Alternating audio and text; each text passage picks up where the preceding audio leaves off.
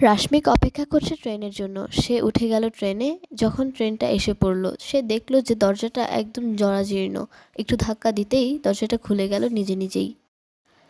ট্রেনের ভেতর কোনো আলো নেই। সে ট্রেনে উঠে পড়ল এবং দেখল যে পুরো বগিটা ফাঁকা। লাস্টের একটা সিটে বসে আছে একটা বৃদ্ধ যাত্রী। দেখতে অনেকটা জরাজীর্ণ, সাদা রঙের পোশাক পরা।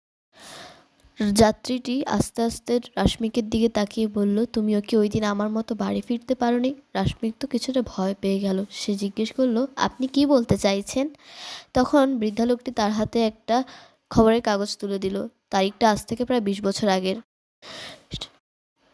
খবরের কাগজের শিরোনাম ছিল যে ট্রেন দুর্ঘটনায় সকল যাত্রীর মৃত্যু। হঠাৎ করে রাশমিকের সামনে ভেসে উঠল সকল মৃত যাত্রীর লাশ এবং তাদের আত্মা।